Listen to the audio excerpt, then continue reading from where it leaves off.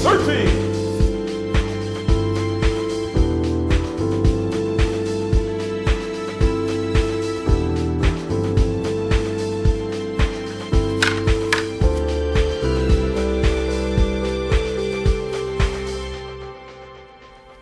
As one of New York's most creative neighborhoods, the Lower East Side is home to some of the city's best artists, martial artists included. The Wu-Tang Physical Culture Association currently takes up shop in an acupuncture center north of Chinatown, but has been part of the fabric of the Lower East Side since the 70s. Its staying power is as much due to their distinct yet traditional attitudes towards the internal martial arts as it is to the personalities of the couple who run it, Frank Allen and Tina Zhang. When you use a shoulder, it's already very, very close to someone. You're in fighting scene, in whatever you do. This is Tina Zhang, who teaches Wu-style Taiji Chuan at the Wu-Tang PC.A. Of the Chinese internal martial arts, Taiji Chuan is the most well-known. Although its slow pace and focus on breathing have led many Westerners to practice it as a health system, when taught with a traditional focus, Taiji can still be used in the same manner as it was used by the Qing Royal Guards. That's from traditional training. It's no difference from any kind of Kung Fu training to me. So Taiji is about routine training. You training your foot, you training your stance, you train your power. The power is from the internal, from the inside of the body. So you train day by day, one move each time. You want to be really precise. That give you the postures, give you the correct functional move, functional motion. Then you can just use these principles to apply in fighting. Functional means each Taiji movement or postures has a purpose of its own applications. And when you learn how to use them, that's what I mean, functional. Ready? Each and every movement of each and every form has a martial purpose. And although people may not be training it to be able to become Taiji fighters, if you know the purpose of the movements get much more precise. This is Frank Allen, the founder of the Wu-Tang Physical Culture Association and Tina's partner in teaching and in life. And you end up moving in the exact manner and positioning as it was meant to be, which in turn will kick in the health benefits. Because it were originally fighting arts that somebody discovered that the same thing that gave their fighters speed and stamina and strength also made them healthy. So the basic training is what does that. So the more precise you get into your fundamental basic training, the more you get both aspects of your martial arts, the health and the martial aspects. Frank teaches Baguazhang at the Wu-Tang PC.A. and has more than 30 years of teaching and fighting experience. Bagua is a circular style, whose martial applications are as complex as its internal and philosophical aspects. Frank is a rare teacher in America because he focuses on all these aspects together.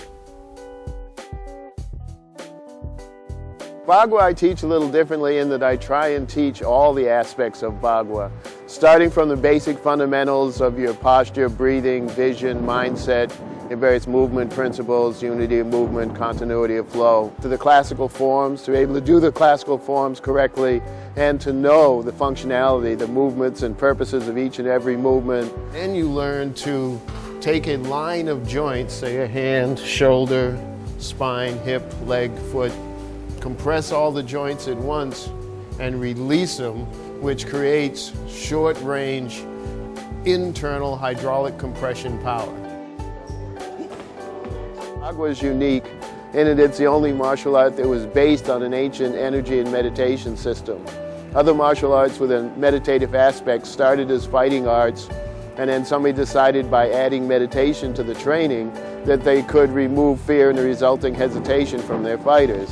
Baguazhang is the only one where the founder, Dung Hai Chuan, took an ancient meditation, energy art, moving I Ching system and evolved it into a fighting art, or as I'm fond of saying, probably from a Taoist monk, abbot, or hermit's point of view, took an amazing high-level energy and meditation system and devolved it into a way to kick the crap out of people. But it's a very efficient way to do that. Internal martial arts are also notable for their philosophical root.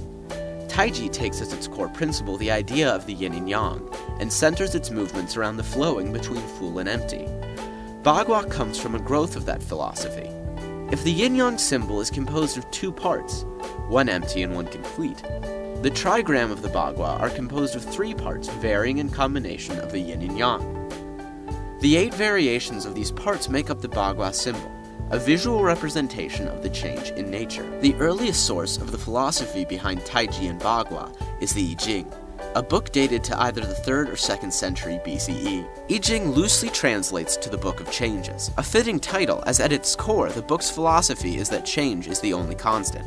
Bagua is a moving I Ching, which in its highest levels becomes a study of the phenomenon of change and a way to study the I Ching not just intellectually, the way most people do from the book, but also physically and energetically, by physically and energetically manifesting the change patterns which the I Ching is all about.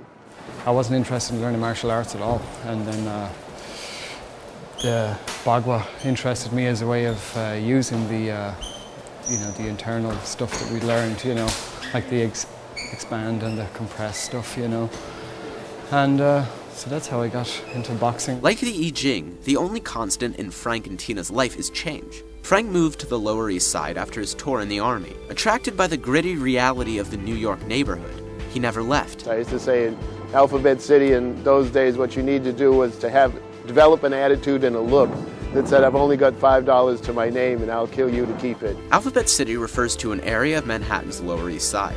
Although safe now, the area used to be a dangerous place for any but the toughest New Yorkers. The upside to the danger, however, was that the cheap rent and liberal attitude helped the area's artists flourish. It was within this confluence of danger and creativity that Frank began to study the internal martial arts with his first teacher, Jan the Iron Man Lang. Jan Lang was an artist, musician, filmmaker, and he was very much into teaching martial arts as an art, that it should be an art form. Then in 1975, B.P. Chan came to town, and Jan took his whole class up to start studying with B.P. Chan, who was the first person, at least in this area, I'm pretty sure on the East Coast, to teach Bagua and Xingyi to non-Chinese. After meeting with B.P. Chan in 1975, Frank's course as a martial artist was set. 4 years later, he opened up the first iteration of the Wu-Tang Physical Culture Association in his home, and later opened the school he would inhabit for 30 years. When I first started studying with Frank, it really wasn't a martial arts school, it was a private martial arts club. And the only way you got to join or come was if you were invited by another member. So our classes would be not very regimented the way they are now. We would come, sip coffee, eat donuts and other pastries, and talk for a long time before we'd actually get up and practice. And the joke was, we're not a martial arts school, we're a history club with a fighting problem. That famous school went on to become a fixture in the martial arts community of the 80s and 90s, contending in every tournament and demonstrating throughout the city. 10 years later, in 1989, another important event in the Wu-Tang PCA's history would occur. 1989 would be Tina Zhang's first year in America. When I first came to America, it was 1989. I was a student, just like everybody else, like all immigrants to this country, especially from China. You just work, you study, and you make your life. You make your future. You wish you make a better life for your kids.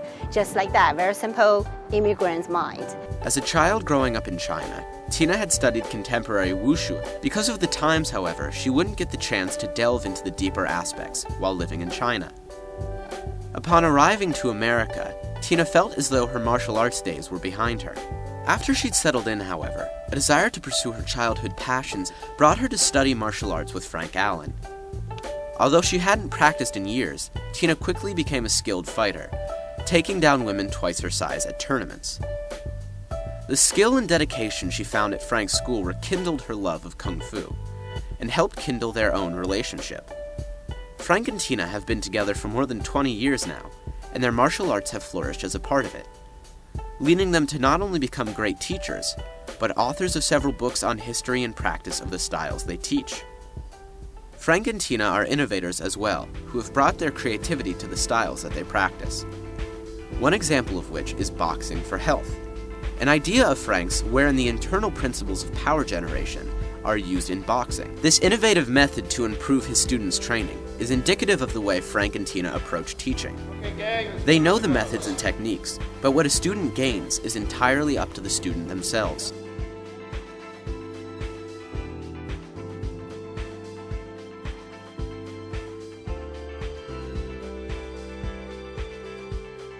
If they're there for fighting, if they're there for health, if they're there for creative development, I'm trying to help them develop into whatever they want. And if they stay long enough, we find the wants tend to change. Tai Chi practice or internal martial arts practice open their heart, they change their characters. We're going to do Stick around to learn some Kung Fu after the break. strike.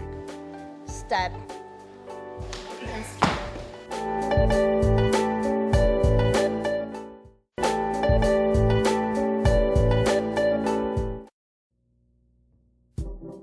So in Wu style Tai Chi, there's a posture called part horse's man.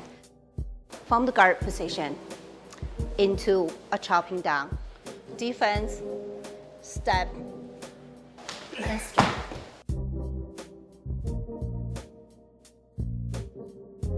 Basically, Fair Lady work on shadow, deal with a high punch or a hammer on your head.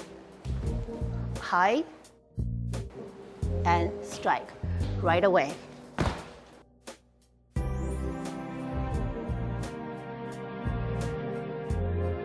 In Wu-style Tai Chi, there's a posture called lotus kick, just like a lotus. So it opens up, but it's in a short distance, you throw the kick. If someone just run into you,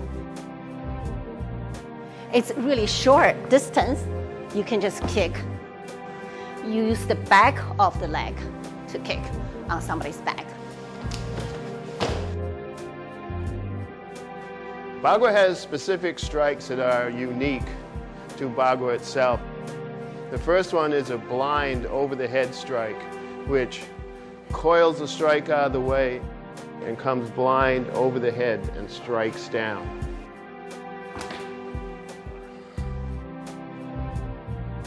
We're going to do a monkey palm strike, which involves using V hands that first hit the trachea and then widen out and cut into the carotids. And it is often combined with a knee strike.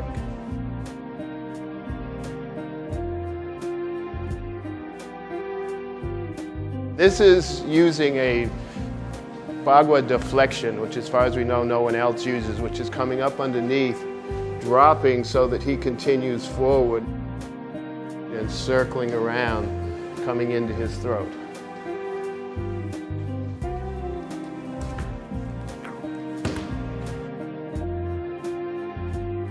This technique uses a basic Bagua posture called bear puts forth its paw. We continue with a basic upward palm strike and a similar back break throw to the previous technique.